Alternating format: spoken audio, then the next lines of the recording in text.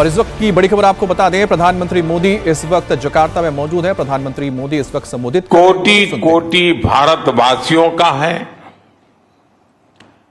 Indonesia के लोगों की भावनाओं का है, भारत और इंडोनेशिया के ऐतिहासिक और आत्मीय संबंधों का है। मैं प्रेसिडेंट प्रबोवो जी, इंडोनेशिया की सरकार और यहां की जनता का हृदय से आभार व्यक्त करता हूं। फ्रेंड्स, बीते वर्षों में भारत और इंडोनेशिया के संबंधों में एक नई ऊर्जा, एक नया विश्वास और एक नई गहराई आई है।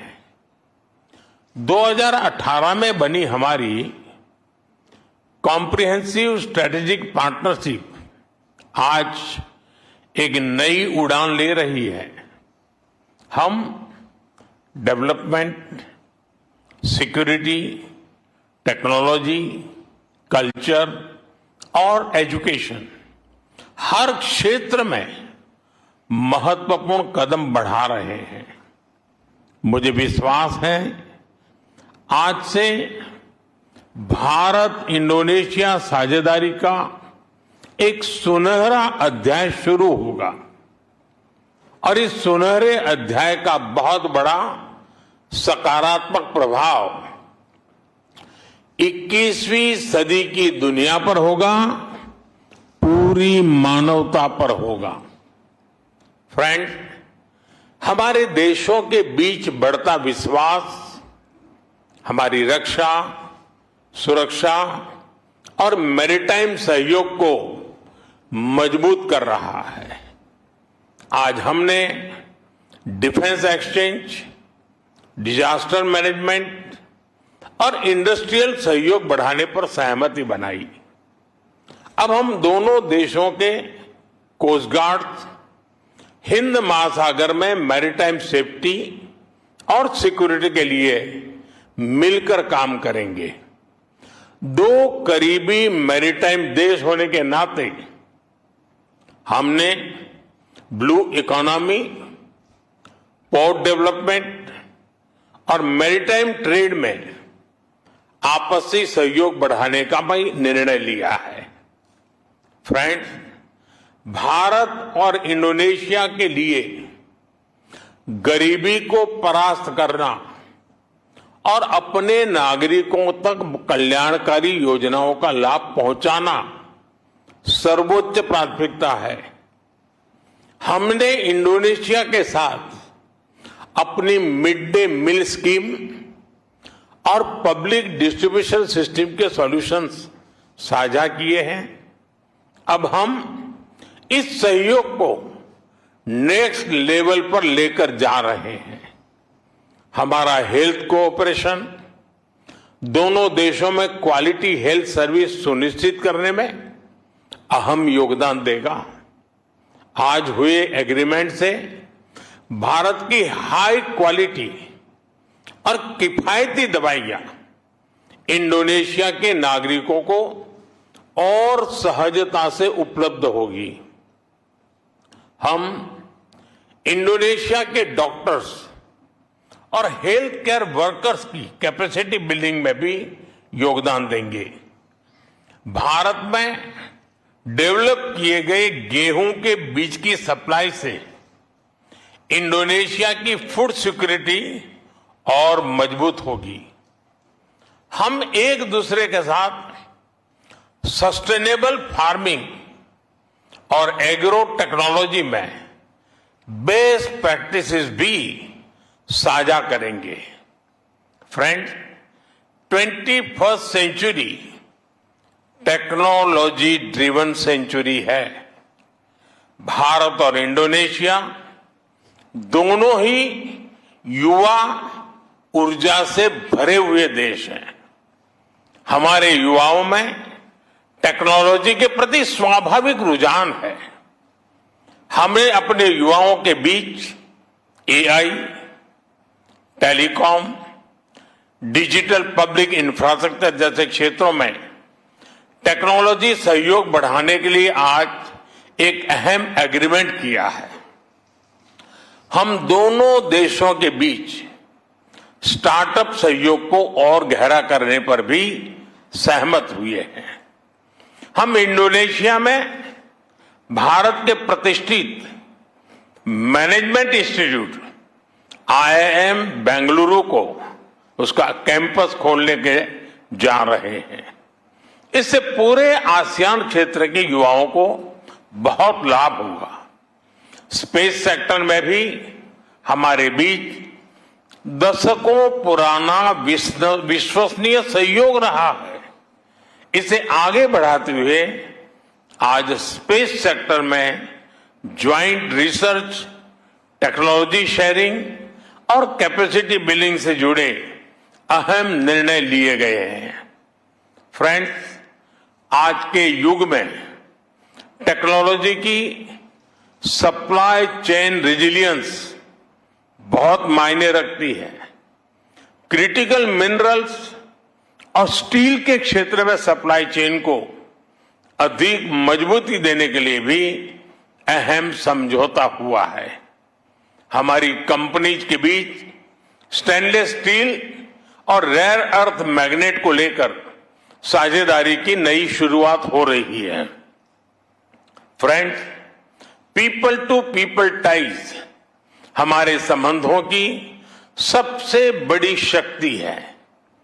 हमें बहुत खुशी है कि भारत की यूपीआई इंडोनेशिया के पेमेंट सिस्टम के साथ इंटीग्रेट होने जा रही है। इससे ईज ऑफ डूइंग बिजनेस और ईज ऑफ ट्रैवल दोनों को ही बल मिलेगा। फ्रेंड्स, कल राष्ट्रपति प्रबोवो के साथ मुझे योग्याकार्ता में प्रमानन मंदिर के कंजर्वेशन प्रोजेक्ट को लॉन्च करने का सौभाग्य मिलेगा। 1000 वर्ष से भी अधिक पुराना प्रमानन मंदिर भारत और इंडोनेशिया की साझा सांस्कृतिक विरासत का प्रतीक है। हम दोनों देश गुरुदेव रविन्द्रनाथ टैगोर की ऐतिहासिक इंडोनेशिया यात्रा का शताब्दी वर्ष धूमधाम से मनाएंगे। इंडोनेशिया की विकास यात्रा में महान शिक्षाविद और यहां के पहले शिक्षा मंत्री देवांतरा जी का अहम योगदान रहा है। शिक्षा को लेकर उनके विचारों पर गुरुदेव टैगोर की सोच का गहरा प्रभाव था। इसलिए भारत इंडोनेशिया इस शताब्दी वर्ष को टैगोर और देवांतरा year of cultural and education diplomacy के रूप में मनाएगा। फ्रेंड, लोकतांत्रिक मूल्य और विविधता में एकता भारत और इंडोनेशिया की साझी ताकत रही है। दोनों देशों के इलेक्शन कमीशंस के बीच MOU से हम डेमोक्रेटिक सहयोग को और मजबूत करने जा रहे हैं। फ्रेंड्स, वैश्विक मुद्दों पर भी भारत और इंडोनेशिया का सहयोग निरंतर बढ़ रहा है। इंडो पैसिफिक के प्रति हमारे आउटलुक में भी सिनर्जी है। भारत ने हमेशा आसियान सेंट्रलिटी को विशेष महत्व दिया है। वैश्विक उथल पुथल के इस दौर में भारत का मानना है कि डायलॉग और डिप्लोमेसी की भूमिका पहले से कहीं अधिक महत्वपूर्ण हो गई है। पैलेस्टाइन के विषय पर हम 2 स्टेट सॉल्यूशन और लॉन्ग टर्म पीस का समर्थन करते हैं। फ्रेंड्स, एक सुनहरा दौर हम दोनों देशों के सामने दस्तक दे रहा है। हमारे इतिहास में साझा संस्कृति है, हमारे वर्तमान में साझा विश्वास है और हमारे भविष्य में साझा समृद्धि है। मुझे भरोसा है हम साथ मिलकर इंडोनेशिया एमास और विकसित भारत का संकल्प साकार करेंगे। बहुत बहुत धन्यवाद।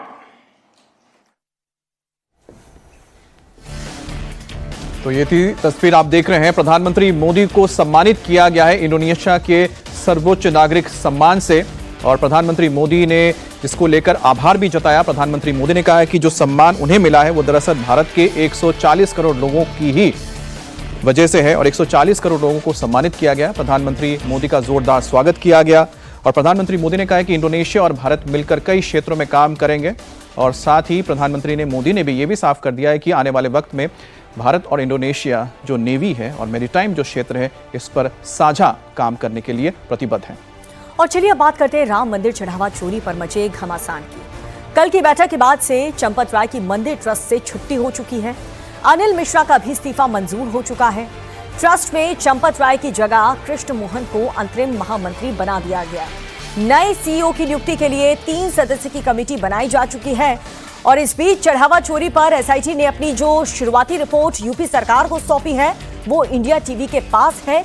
9 पन्नों की इस गोपनीय रिपोर्ट का एक-एक पन्ना आज हम आपके सामने रखेंगे। एसआईटी ने अपनी शुरुआती रिपोर्ट में मंदिर में चल रही चढ़ावा चोरी के पुख्ता सबूत दिए हैं। एसआईटी ने कहा है कि राम मंदिर में 27 अप्रैल 2026 से 5 जून 2026 के बीच में 70 बार चोरी के मामले सीसीटीवी में कैद हुए हैं।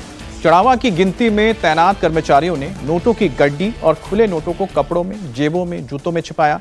यहां तक कि बाथरूम में भी नोटों की गड्डियां छिपाई गई। सीसीटीवी में 6 आरोपी अनुकल्प मिश्रा, अविनाश शुक्ला, लवकुश मिश्रा, मनीष यादव, करुणेश पांडे और रमाशंकर मिश्रा साफ साफ चोरी करते हुए देखे जा सकते हैं। एसआईटी ने कहा है कि इससे पहले भी चढ़ावे में चोरी होती थी लेकिन सीसीटीवी नहीं होने की वजह से इसका आकलन करना संभव नहीं है। यानी कि सिर्फ और सिर्फ करीब 40-45 दिन का ये मामला नहीं है, उससे पहले से चोरी हो रही थी और नियम कानून की धज्जियां उड़ाई जा रही थी। उसका इस रिपोर्ट में पूरा का पूरा कच्चा चिट्ठा सामने आ चुका है। रिपोर्ट में यह कहा गया है कि गिनती करने वालों को मोबाइल, निजी सामान साथ ले जाने की इजाजत नहीं थी। एंट्री और बाहर जाते समय, आते जाते समय उनकी तलाशी नहीं ली गई है। ये तमाम लापरवाही सामने आई है और इससे वो नकदी छिपाकर बहुत आसानी से मंदिर से अंदर से बाहर लेकर जाते थे। अब एसआईटी की 9 पन्नों की इस रिपोर्ट में चंपत राय और गोपाल राव का कोई जिक्र नहीं है। रिपोर्ट में अनिल मिश्रा की लापरवाही के बारे में विस्तार से बात कही गई है। रिपोर्ट में कहा गया है कि अनिल मिश्रा ने तलाशी के लिए पहले से बनाई गई व्यवस्था को कमजोर किया था। तलाशी नहीं होने की शिकायत के बाद भी कोई कार्रवाई नहीं की। निगरानी व्यवस्था में सुधार के कोई आदेश जारी नहीं किए गए। गिनती प्रक्रिया के सूत्रधार होने के बावजूद वो उदासीन यानी कि वो अनदेखी, लापरवाही करते रहे।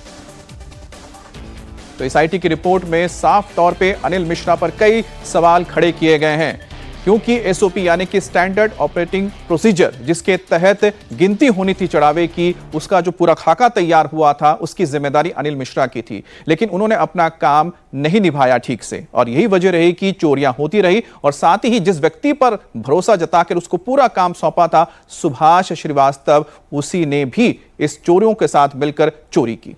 अब पुलिस ने अभी तक 8 आरोपियों की गिरफ्तारी कर चुकी है। उनके पास से 80 लाख रुपए से ज्यादा रकम भी बरामद हो चुकी है। एसआईटी ने अपनी इस रिपोर्ट में इसका पूरे विस्तार से जिक्र किया है। एसआईटी ने रिपोर्ट में यह कहा है कि 6 आरोपी अनुकल्प मिश्रा, अविनाश, लवकुश मिश्रा, मनीष यादव, करुणेश पांडे और रमाशंकर मिश्रा चोरी करते हुए साफ साफ नजर आए हैं। इसमें टिन्नू यादव के इतने पावरफुल होने पर सवाल भी उठे हैं। रिपोर्ट में बाकायदा यह कहा गया है कि किसके आदेश पर टिन्नू यादव को चाबी मिली थी। काउंटिंग प्रभारी होने के नेता सुभाष श्रीवास्तव की ये जिम्मेदारी थी और उन्होंने ये बड़ी जिम्मेदारी कैसे टिन्नू यादव के हाथ में सौंप दी। और हमारे साथ हमारे 2 सहयोगी विशाल प्रताप सिंह लखनऊ से और अभय पराशर अयोध्या से जुड़ गए हैं। अभय, सबसे पहले तो हम ये जानना चाहते हैं एसआईटी के रिपोर्ट में जो खुलासे हुए हैं उसमें साफ तौर पर एक व्यक्ति के ऊपर सवाल उठाया गया है और वो है अनिल मिश्रा, क्योंकि उसकी जिम्मेदारी थी कि वो एसओपी को पालन कराए, लेकिन इसमें साफ कहा गया है कि किस तरह से अनदेखी की गई, कहीं से भी कोई भी नियमों का पालन नहीं किया गया। और क्या और बातें लिखी है इसमें?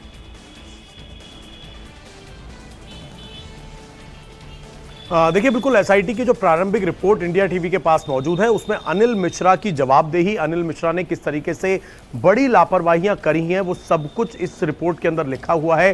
पूरी तरीके से जिम्मेदार जो है वो अनिल मिश्रा को बताया गया है। अनिल मिश्रा ने जब एसबीआई बैंक के साथ एमओयू साइन किया, उसी हिसाब से जो जिम्मेदारियां होनी चाहिए थी शुरुआत से, उनको ताक पर रखा गया। जब पैसे गिनने के लिए जब और ज्यादा लड़कों की जरूरत पड़ी महाकुंभ के दौरान, तो जो बाहर से लड़के भर्ती किए गए, वो किस तरीके से भर्ती किए गए, उनका किसी तरीके का कोई बैकग्राउंड चेक नहीं किया गया। टिन्नू यादव के भतीजे को अचानक से भर्ती करा दिया गया। टिन्नू यादव का भतीजा जो है वो ट्रस्ट के अंदर सीधा उसकी नौकरी लगती है, उसको गणना वाले रूम में भेज दिया जाता है। कोई ट्रेनिंग नहीं, कोई पहले किसी तरीके का इस तरह का नोट गिनने का कोई बैकग्राउंड नहीं, बैंक का अकाउंट का कोई बैकग्राउंड नहीं, और नौकरी लगने के 1 महीने बाद से ही वो चोरी करना शुरू कर देता है। सीसीटीवी फुटेज में लगातार आता है कि मनीष यादव, जो कि टिन्नू यादव का भतीजा है, वो चोरी कर रहा है, अविनाश शुक्ला चोरी कर रहा है, बाकी के आरोपी उसकी मदद कर रहे हैं। जो डॉक्टर अनिल मिश्रा है, जो एसओपी जो बनाई गई थी जहां पर गणना होती है, उसके लिए तमाम तरीके के रूल्स एंड रेगुलेशन होते हैं। जितनी जो हुंडी होती हैं उसकी चाबियां, दान पात्र की चाबियां आखिरकार टिन्नू के पास कैसे थीं? अगर जिम्मेदारी अनिल मिश्रा की थी तो टिन्नू यादव को किस लिहाज से सब कुछ करता धरता टिन्नू यादव को बनाया हुआ था? अगर कोई नौकरी करने के लिए अंदर जा रहा है तो वो मोबाइल फोन लेकर अंदर जा रहा है। यही एक सबसे बड़ा सवाल और उठाया गया एसआईटी में कि आखिरकार ये जो चाबियां थी हुंडियों की, जो दान पात्र की चाबियां थी, वो टिन्नू यादव के पास आया कैसे? उसके पास कोई अधिकार नहीं था, फिर भी उसके पास आ गया। बिल्कुल अभय, बने रहिए आप हमारे साथ। विशाल, आपका भी रुख करेंगे, लेकिन एसआईटी रिपोर्ट में टिन्नू यादव के भतीजे मनीष यादव पर बड़ा खुलासा किया गया है। एसआईटी ने कहा है कि मनीष यादव चढ़ावा गिनती के लिए नियुक्त होते ही चोरी करने लगा था। इसमें कहा गया है कि टिन्नू यादव की सिफारिश पर बैंक ने मनीष यादव को इस काम में लगाया था। मनीष यादव 15 अप्रैल से चढ़ावे की गिनती में लगा था और सीसीटीवी फुटेज में 11 मई से वो चोरी करता हुआ साफ तौर पर पाया गया है। अब एसआईटी रिपोर्ट में बैंक पर भी गंभीर सवाल उठाए गए हैं। इसमें कहा गया है कि एसबीआई का रोल चढ़ावा का कैश जमा करने तक नहीं है। गिनती की पूरी प्रक्रिया, इस काम में लगे स्टाफ की निगरानी करना भी एसबीआई की जिम्मेदारी है। रिपोर्ट में कहा गया कि स्टेट बैंक ने ड्रेस कोड का भी पालन नहीं करवाया, और यह भी कहा गया कि बैंक अधिकारियों के रोटेशन का जो नियम बनाया गया था उसको भी नहीं माना गया। विशाल हमारे सहयोगी में हमारे साथ बने हुए। विशाल, एसआईटी की इस रिपोर्ट में जिसमें विस्तार से एक एक घटनाक्रम का जिक्र किया गया है, एक एक आरोपी का नाम का जिक्र किया गया है, अब रिमांड में लेकर पूछताछ भी आज होनी है। कितने लोगों से आज पूछताछ हो सकती है विशाल?